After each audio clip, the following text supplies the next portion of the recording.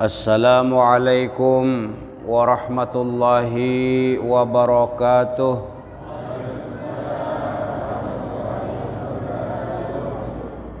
Alhamdulillah, wassalatu wassalamu ala rasulillah Sayyidina wa maulana Muhammad ibni Abdillah, wala hawla wala quwata illa billah, amma ba'd.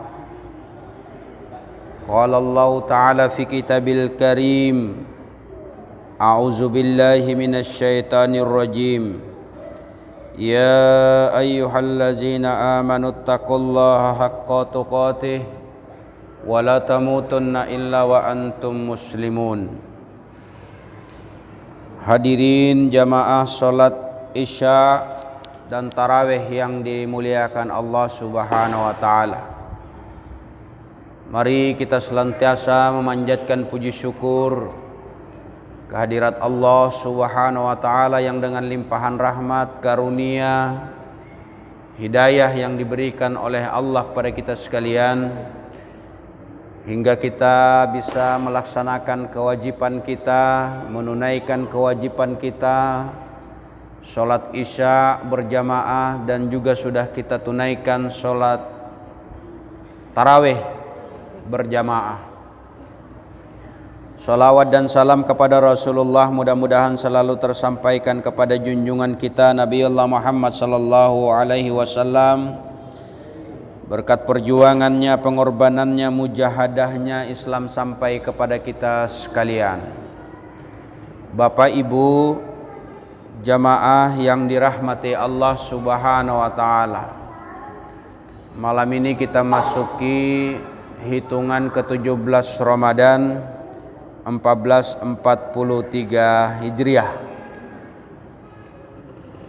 Sering kita dengar kalau sudah masuk ke hitungan 17 Ramadan, kita kenal istilah nuzul Quran. Sebelumnya saya mengucapkan terima kasih kepada pengurus yang sudah memberikan waktu dan kesempatan kepada saya dalam kesempatan ini, walaupun baru 2 malam lalu ya kita bertemu, dan ini takdir Allah ya, yang kebetulan juga hari ini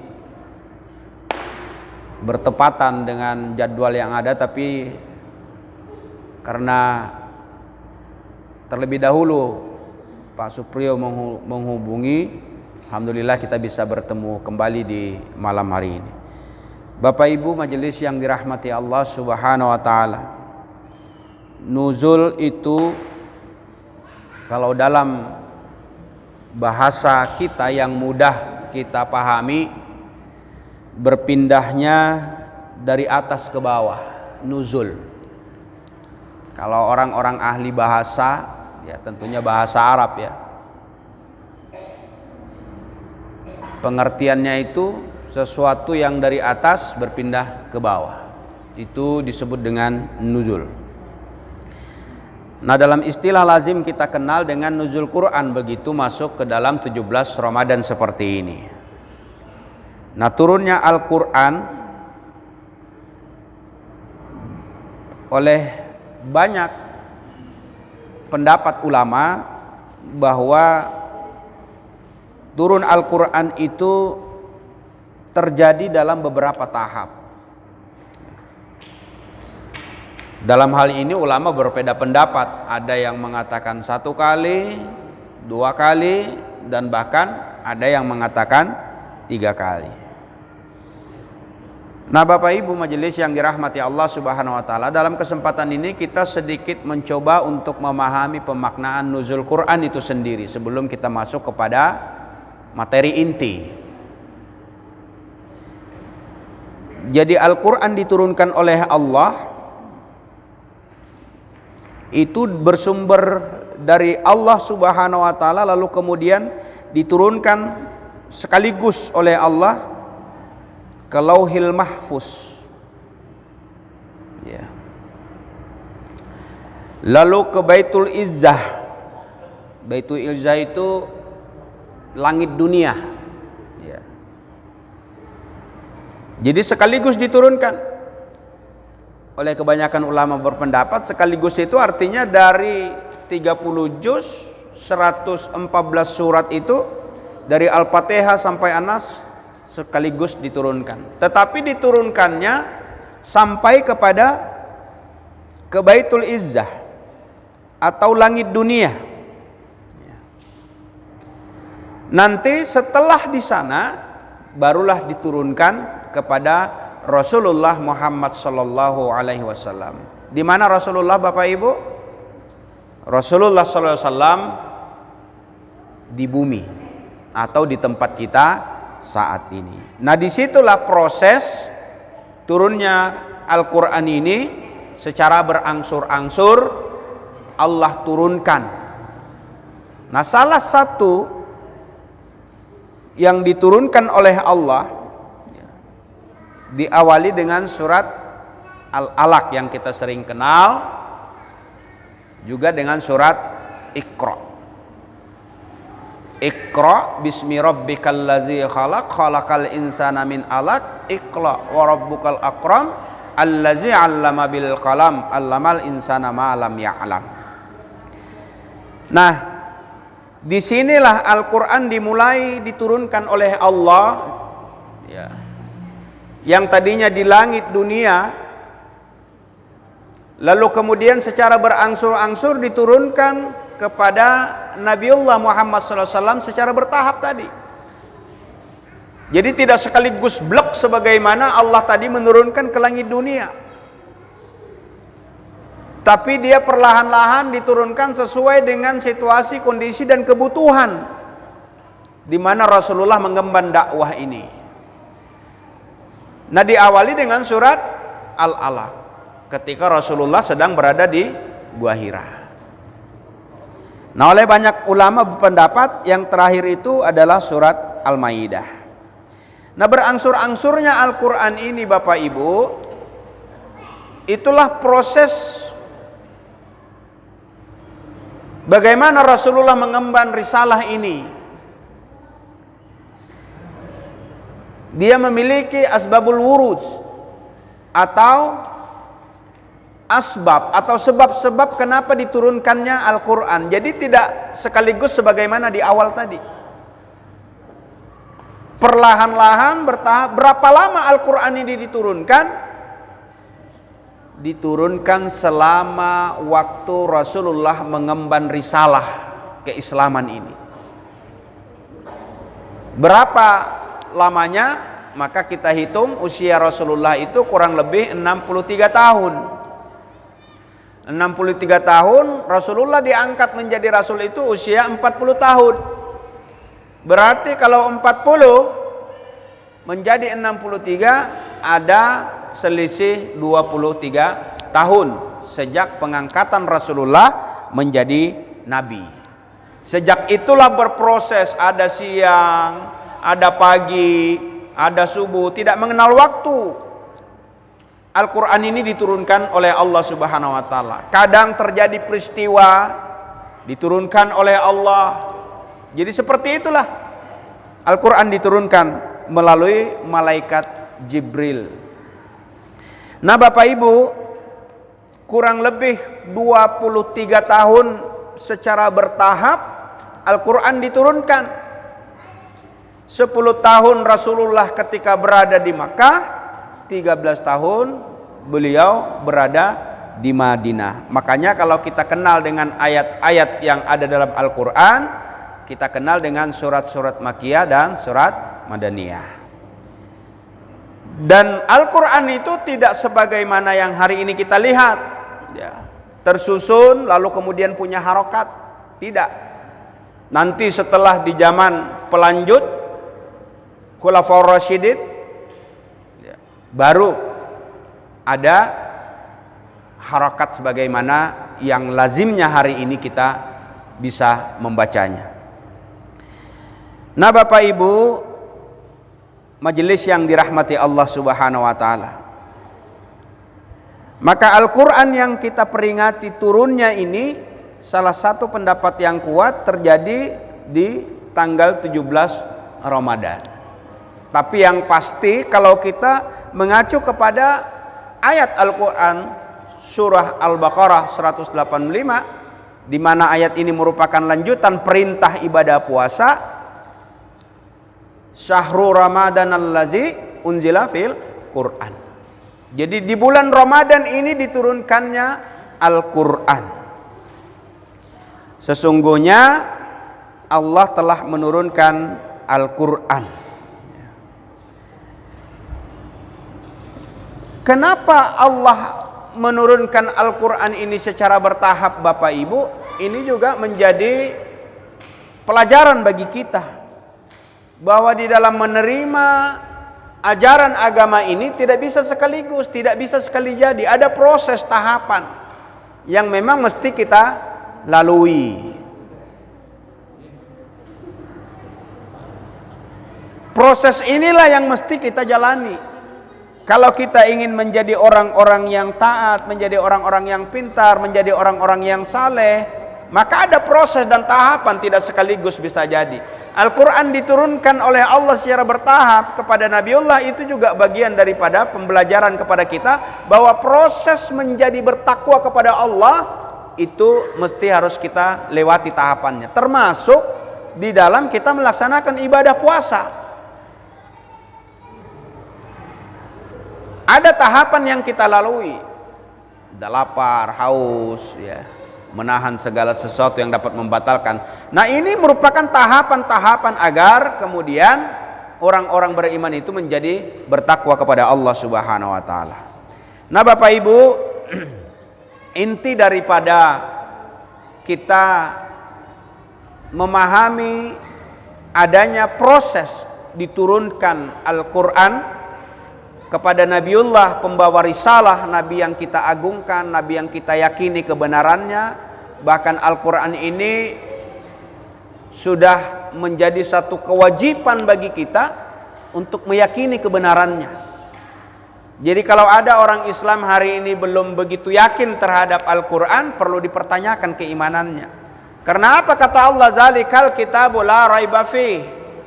Inilah kitab, kata Allah, yang merupakan pedoman, petunjuk bagi orang-orang yang bertakwa kepada Allah Subhanahu wa taala. Nah, Bapak Ibu hadirin majelis yang dirahmati Allah Subhanahu wa taala, Al-Qur'an ini merupakan mukjizat, mukjizat Allah yang sangat luar biasa kepada Nabi Muhammad sallallahu alaihi wasallam, sehingga sampai kapanpun Al-Quran itu selalu terjaga dan terpelihara. Banyak orang-orang yang berupaya untuk merubah, banyak orang-orang yang berusaha untuk menghilangkan atau menambah. Inna nahnu nazzalna lahafizun. Jadi Allah itu menjamin kemurniannya. Makanya sering kita dapatkan ada Al-Quran yang dicoba disebarkan, ya, dihilangkan, ditambah, itu banyak. Tetapi dengan perlindungan dan pertolongan Allah melalui lembaga-lembaga yang memang berkompeten di sana, insya Allah begitu kita dapatkan, maka ini akan ditarik dan langsung diperbaiki dan tidak disebarkan. Disinilah mukjizat Al-Quran yang selalu terpelihara dan terjaga, sehingga kewajiban kita sebagai seorang muslim, Al-Quran ini jangan dijadikan sesuatu yang tidak berintegral. Berintegral itu kalau bahasa kita, Pak, menyatu dengan kehidupan kita. Makanya kita kan semangat nih, anak-anak kita ada TK, ada TPA, itu cikal bakal untuk melanjutkan daripada pemahaman kita yang boleh jadi yang sebagai orang tua, sehingga kita berikan peluang kepada anak-anak untuk bagaimana Al-Quran ini betul-betul membersamai di masa-masa pertumbuhannya sehingga dia menjadi generasi-generasi Al-Quran. Tantangan kita memang sangat luar biasa. Bagaimana kita mengkondisikan anak-anak kita ini bisa menjadi generasi Al-Quran. Nah, maka masing-masing kita lah sebagai orang tua, lingkungan, berupaya itu memaksimalkan bagaimana Al-Quran ini benar-benar bisa diminati, digemari, disenangi, dipelajari oleh anak-anak kita. Itu kuncinya di lingkungan. Saya kalau boleh beranalogi, ini teh kotak Bapak Ibu. Begitu keluar dari pabrik, dia masuk ke mobil kampas namanya, atau mobil yang muat, ya. Mobil ini setelah dia muat sekian banyak dos, disinggahkanlah di warung. Turun di warung sekian dos. Harganya berapa? 3.000, ya, 3.000. Nanti truk ini pindah lagi dia, turun di Alfamidi, Alfamart, Swalayan, turun, dimasukkanlah ke pendingin, kulkas yang dingin, ya. Berapa harganya Bapak Ibu? 5.000 dan 7.000. Lanjut lagi, mobil ini membawa, kemana dia bawa? Ke hotel berbintang Bapak, ya. Begitu diturunkan di hotel berbintang, berapa harganya Bapak Ibu? Ya? 70.000 Pak. Kenapa? Kalau di warung 3.000, begitu kita beli teh kotak, sudah langsung kasih 3.000. Kalau kita ke Solayan, enggak seperti itu. Ada prosesnya, diambil dari lemari dingin, baru dibawa ke kasir, ngantri lagi, terus pakai alat dia menghitungnya berapa, bisa 5.000, lebih naik kan Pak. Nanti di hotel, begitu si tamu ingin minum teh, tidak langsung dikasih.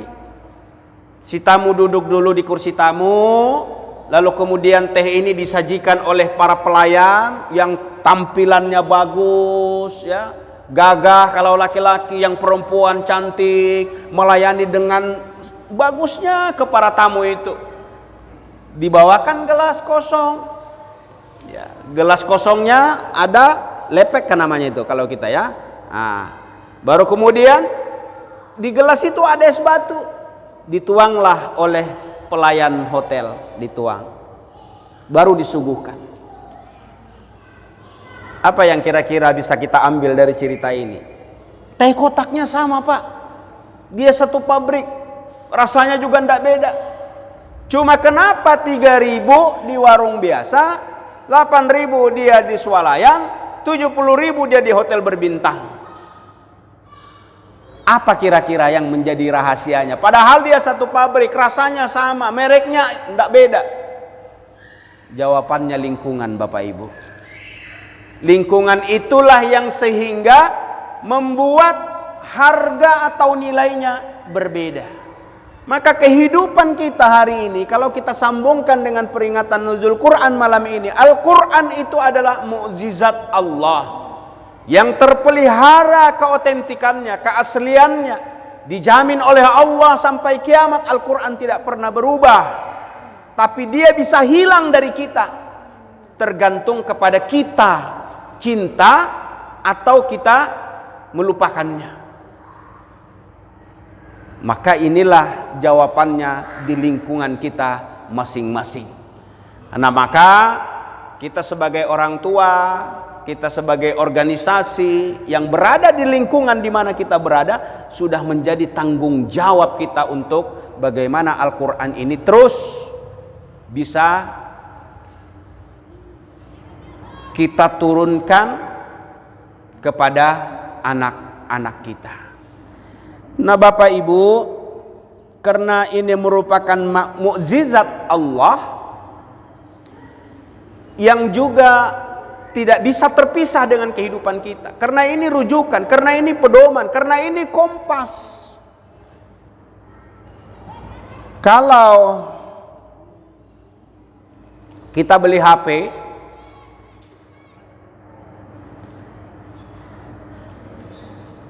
terus kita sulit untuk mengoperasikannya, maka ada petunjuk. Kalau HP mungkin terlalu mudah lah ya, apalagi anak-anak kita sudah lincah.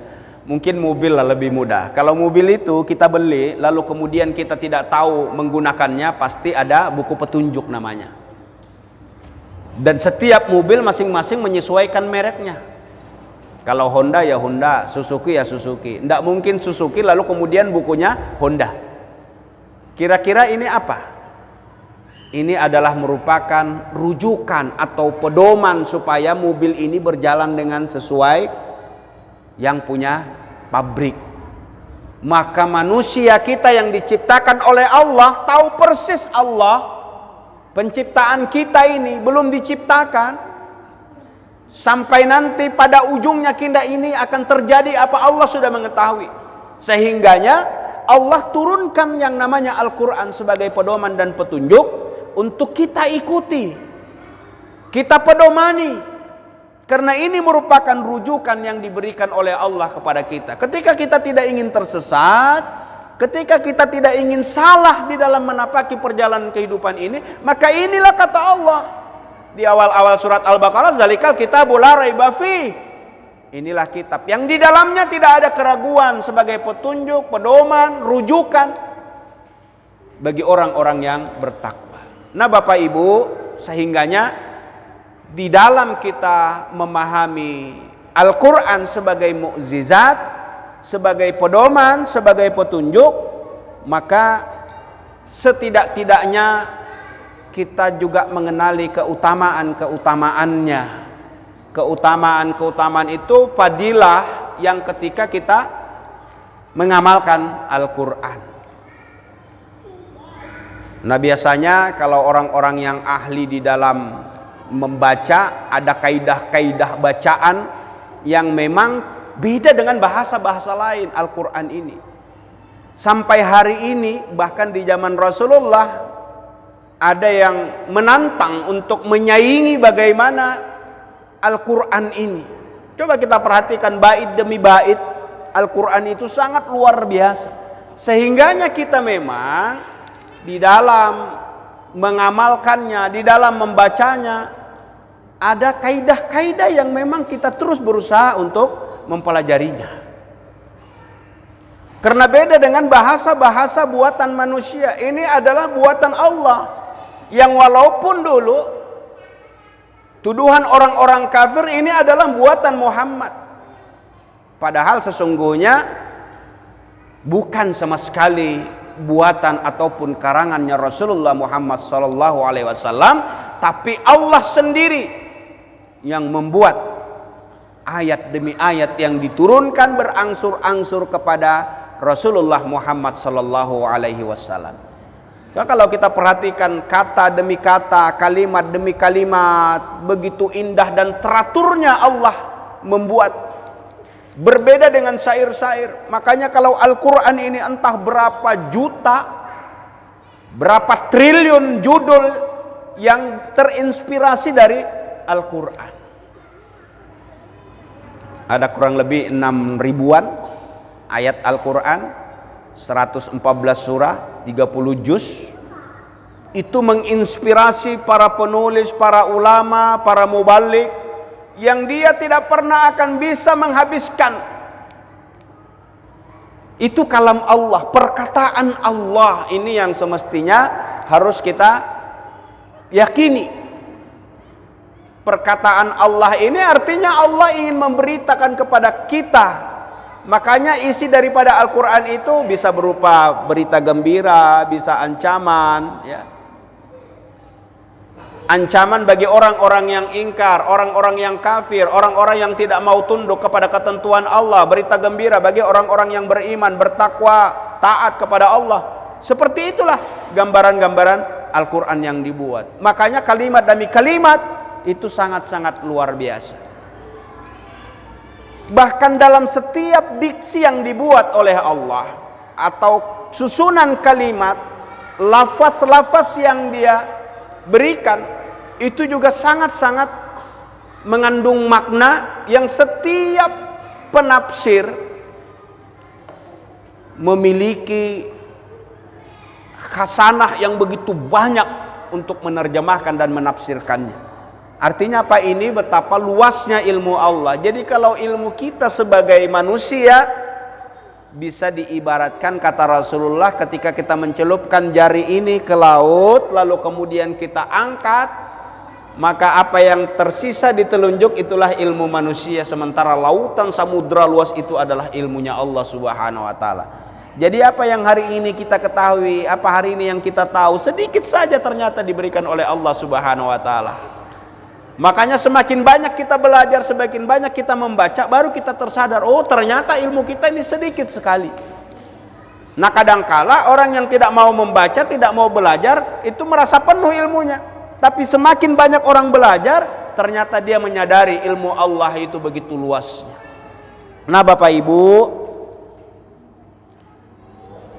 keutamaan daripada membaca Al-Quran di dalam bulan Ramadan ini, saya sempat menyampaikan kemarin ya, bahwa bulan Ramadan ini dilipat gandakan kebaikan-kebaikan kita. Jadi tidak hanya kita melakukan amal ibadah di dalam berpuasa, tapi setiap kebaikan yang kita lakukan termasuk di dalam membaca Al-Quran. Al-Quran ini jumlah hurufnya, ulama berpendapat itu 1.027.000. Jadi 30 juz itu hurufnya ya 1.027.000.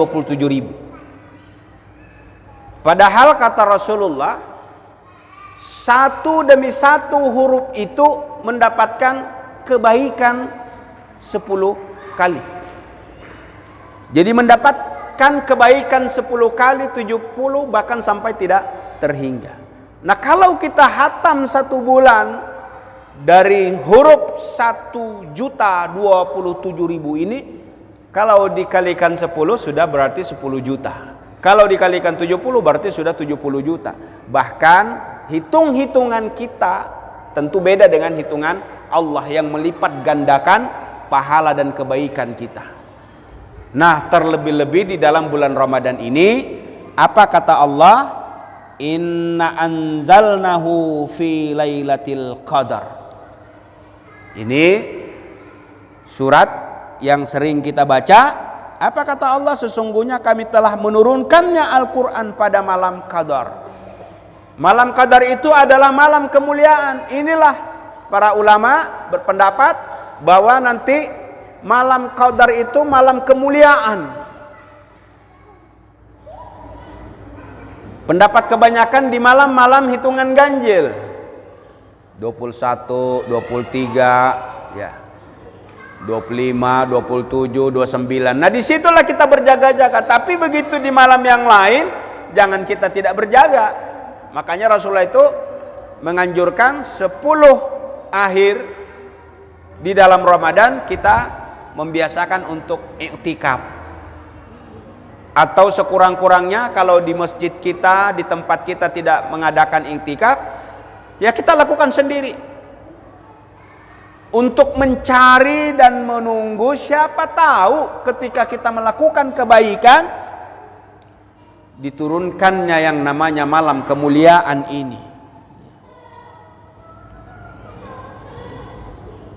Wa ma adraka lailatul qadar. Jadi malam kemuliaan. Dan tahukah engkau apa malam kemuliaan itu? Ternyata malam kemuliaan itu lebih utama dari 1000 bulan. Jadi 1000 bulan itu Bapak Ibu hampir sama dengan 83 tahun.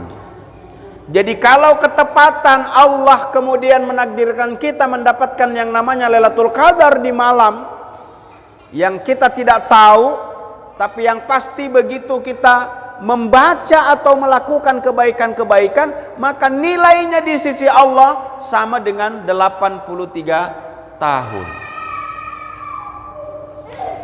Jadi amal kita melebihi jauh daripada usia yang kita miliki. Karena apa? Dilipat gandakan oleh Allah Subhanahu wa taala. Nah, inilah yang kita nanti-nantikan ya. Semoga di dalam bulan Ramadan ini kita akan mendapatkan yang namanya Lailatul Qadar, yaitu malam kemuliaan yang lebih utama daripada 83 tahun. Sementara usia kita paling lama itu ya 100 tahun lah ya. Itu sudah sangat-sangat panjang itu. Kalau 80 tahun, kalau Pak Imam berapa tahun sekarang Pak Imam? Wah, 77, Masya Allah. Kalau kita bisa seperti beliau ini, amin Allahumma amin ya. Karena usia 70, 80, apalagi 100 itu jadi manusia langka kan. Ya.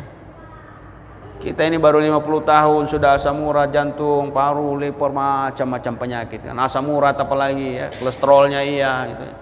Padahal baru 50, 60 ya. Nah, Bapak Ibu majelis yang dirahmati Allah Subhanahu wa taala, tanazzalul malaikatur ruhu biizni. Disinilah turun malaikat dan ruh pada malam itu, dan izin Tuhan mereka membawa pokok-pokok dan perintah kebaikan-kebaikan yang akan diberikan sampai nanti menjelang fajar. Diberikan kesejahteraan, diberikan kedamaian. Jadi kalau kita ketepatan malam Lailatul Qadar itu membaca kata Ustadz Adi Hidayat, Bismillahirrahmanirrahim, Nun. Begitu ketepatan turun, berarti kita mengucapkan Nun itu sama dengan 83 tahun Bapak Ibu. Itu baru kata Nun. Apatah lagi kalau kita membaca kebetulan satu surah atau mungkin satu halaman, maka disitulah yang akan kita raih malam kemuliaan itu. Bapak Ibu hadirin majelis yang dirahmati Allah Subhanahu wa taala, lalu yang terpenting di dalam kita memahami betapa Al-Quran ini harus berakrab-akrab kita dengan dia, menjadi bacaan yang sudah keharusan. Dia merupakan petunjuk dan pedoman, sehingga tidak ada perkataan bagi kita itu yang namanya membaca Al-Quran itu nanti-nanti saja. Jangan. Jadi kita harus upayakan bagaimana kita terus belajar ya. Saya sampai hari ini alhamdulillah masih terus belajar. Karena saya bukan orang pesantren, bukan orang mondok ya. Belajarnya otodidak. Jadi bisa jadi kata dan kalimat dalam pengucapan kita dalam Al-Quran tidak sesuai dengan makna dan katanya. Sehingga itulah kewajiban kita untuk terus belajar. Saya tadi malam imam di Masjid Baitul Makmur. Masjid Baitul Makmur Pasar Aji Dilayas. Di Daulat jadi imam. Bismillahirrahmanirrahim. Alhamdulillahi Rabbil Alamin. Ar-Rahmanir-Rahim. Maliki Yawmiddin. Iyyaka na'budu wa iyyaka nasta'in. Ihdinas siratal mustaqim. Siratal ladzina an'amta 'alaihim ghairil maghdubi 'alaihim waladdallin.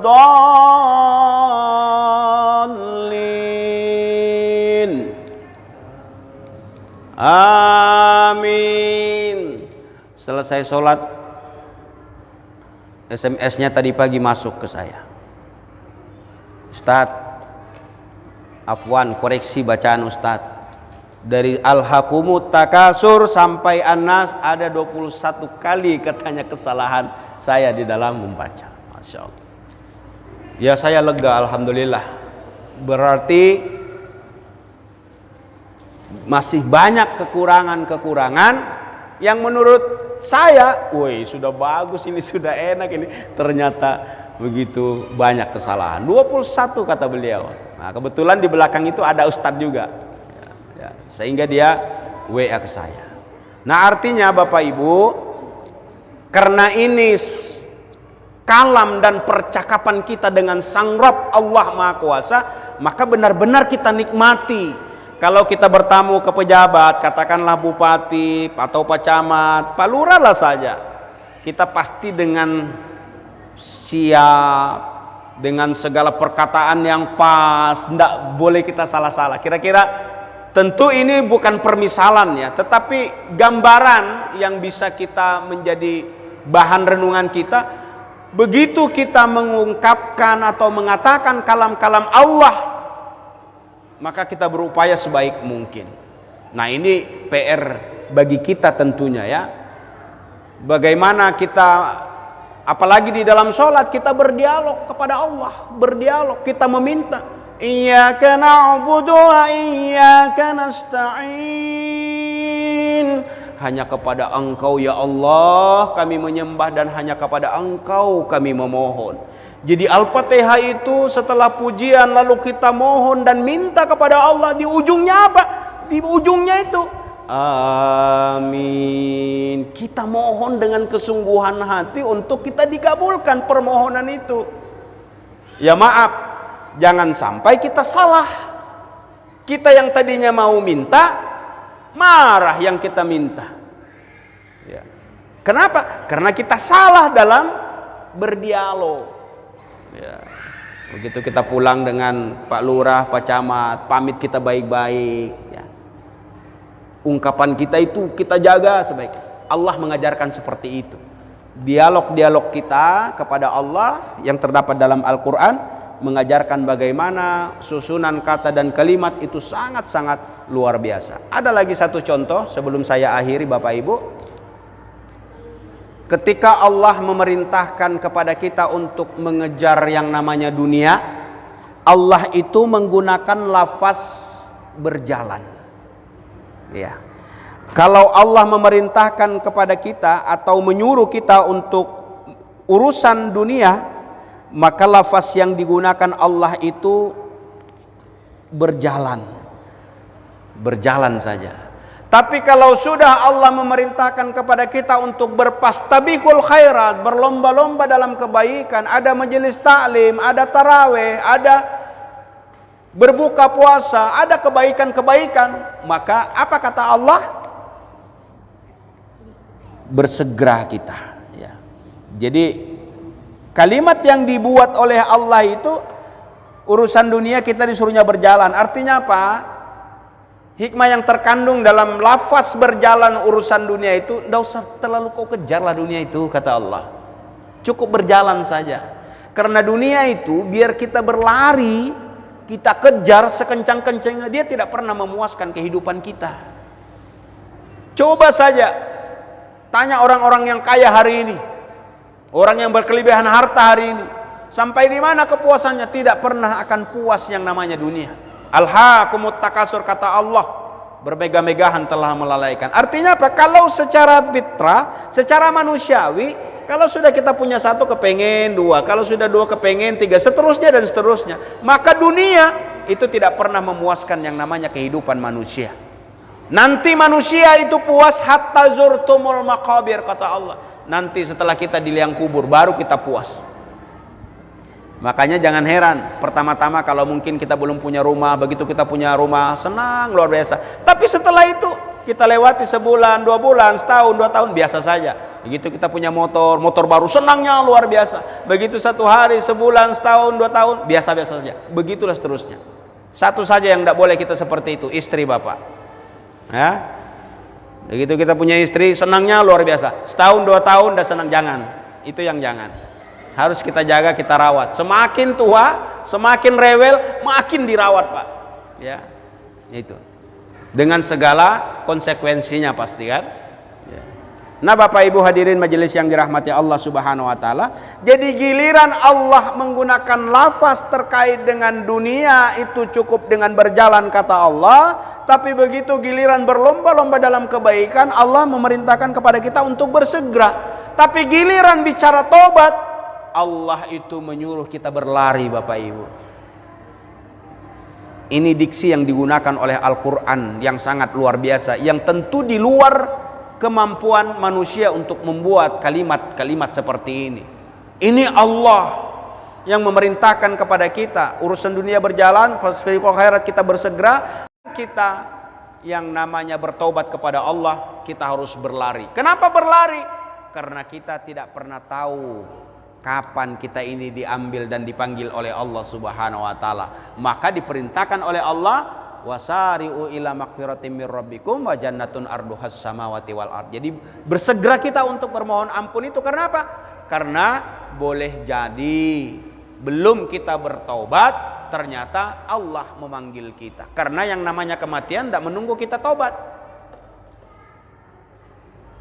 Itu satu contoh betapa Allah yang maha luar biasa, maha agung menyusun kalimat demi kalimat dalam Al-Quran, membuat perumpamaan dan permisalan tentu di luar jangkauan daripada pemikiran manusia. Allahu Akbar.